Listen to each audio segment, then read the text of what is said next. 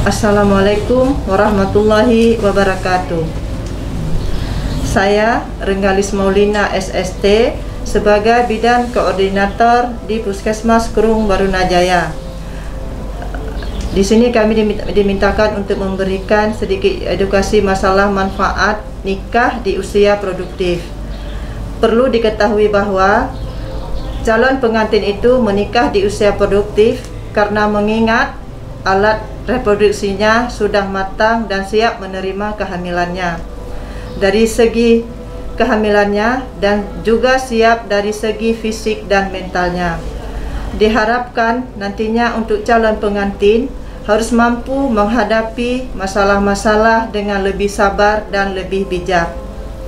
Di usia produktif biasanya akan membuat calon pengantin itu lebih berpikir realistis dari sebelumnya dan lebih siap dan lebih bisa menghargai kehadiran anak dalam rumah tangganya. Sebab paham bahwa menikah bukan sekedar perkara menyatukan cinta sepasang manusia, namun kamu akan lebih siap menerima segala kekurangan pasanganmu serta keluargamu. Di usia matang, membuat mampu berfikir dan memiliki cara pandang yang jauh lebih dewasa, sebab tahu untuk sampai pada masa pernikahan butuh perjuangan yang tidak sebentar. Kamu akan cenderung berusaha lebih keras menjaga keutuhan dalam rumah tanggamu. Selama ini kita sudah bekerja sama dengan KUA Kecamatan Kerung Barunajaya masalah usia reproduktif dengan calon pengantin. Kita bekerjasama untuk menjalankan program imunisasi untuk calon pengantin.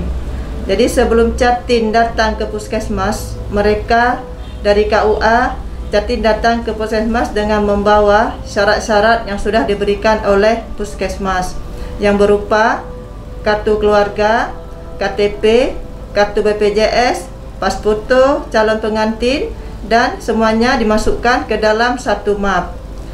Di puskesmas, selain diberikan imunisasi TT, Jatin juga akan diberikan edukasi masalah kesehatan reproduktif. Apa itu kesehatan reproduktif? Perlu kami sampaikan, Jatin harus mengetahui tentang kesehatan diri dan pasangannya.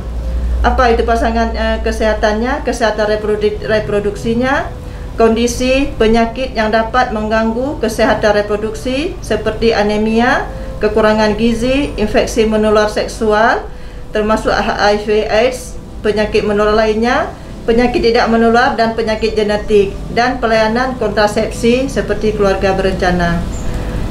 Pernikahan yang ideal, yaitu kehidupan berkeluarga, harus didasari rasa kasih sayang, saling menghargai dan menghormati sesama pasangannya. Selama pernikahan, pasangan harus mengendalikan egonya, mengambil keputusan bersama, dan saling menghormati keputusan pasangan. Pernikahan harus terbebas dari kekerasan fisik, misalnya memukul, menjabak, dan lain-lainnya.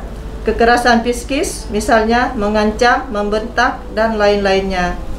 Kekerasan seksual, misalnya memaksa dan menuntut hubungan seksual, dan lain-lainnya. Penelantaraan rumah tangga, misalnya tidak menafkahi, dan lain-lainnya. Eksploitasi, misalnya memanfaatkan, memperbudak pasangan, dan lain-lainnya. Kemudian di usia produktif juga dituntut untuk menjaga kesehatannya, berupa melakukan aktivitas fisik yang teratur dan makan makanan yang bergizi seimbang, cek kesehatan secara rutin, hindari rokok, nafza, dan minuman yang beralkohol. Perencanaan kehamilan juga harus ditetapkan terlebih dahulu, yaitu setiap kehamilan harus direncanakan, diinginkan, dan dijaga perkembangannya dengan baik. Setiap calon pengantin harus dalam kondisi sehat dan terhindar dari penyakit ketika mempersiapkan kehamilannya. Perlu diperhatikan bahwa usia calon pengantin yang idealnya perempuan di bawah 20 tahun, tunda kehamilannya hingga berusia minimal 20 tahun. Bila janin mempunyai gangguan kesehatan, maka harus mendapat pengobatan terlebih dahulu sebelum hamil.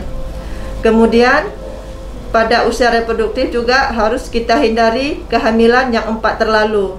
Yang pertama, terlalu muda di bawah 20 tahun, terlalu tua di atas 35 tahun, terlalu dekat jarak kehamilan di bawah 2 tahun, terlalu banyak anak di atas 3 anak. Jadi tidak dampak hamil terlalu muda atau terlalu tua. Pada kehamilan pada usia muda di bawah 20 tahun, yaitu kesulitan dalam persalinan, hipertensi dalam kehamilan atau yang disebut dengan preeklamsi, keguguran, perdarahan, dan resiko pada panggul sempit.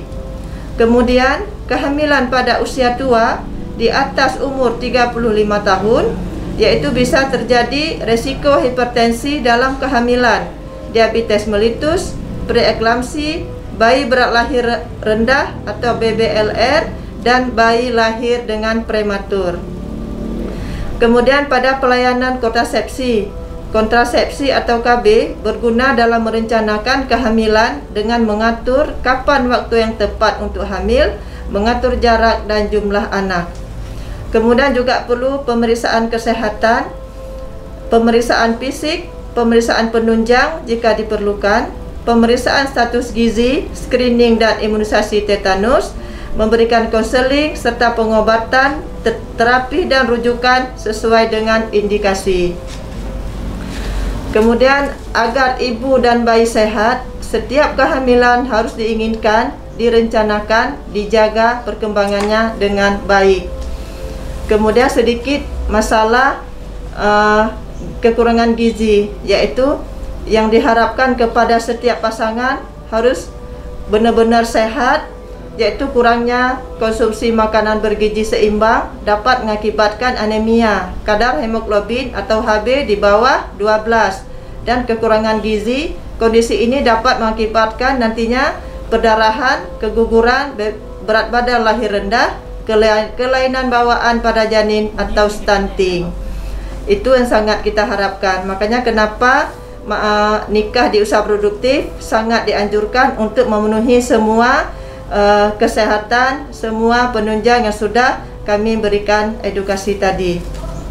Selama ini, selama pandemi ini, kami harapkan bagi calon pengantin yang datang ke puskesmas, apa itu di usia produktif, harus mematuhi protokol kesehatan COVID seperti wajib menggunakan masker, mencuci tangan sebelum dan sesudah melakukan aktivitas di puskesmas, menjaga jarak antar pasien dengan petugas kesehatan. Walaupun dalam masa pandemi ini, untuk pasca pelaksanaan calon pengantin, alhamdulillah tetap berjalan dengan baik dan lancar. Demikian, Assalamualaikum warahmatullahi wabarakatuh.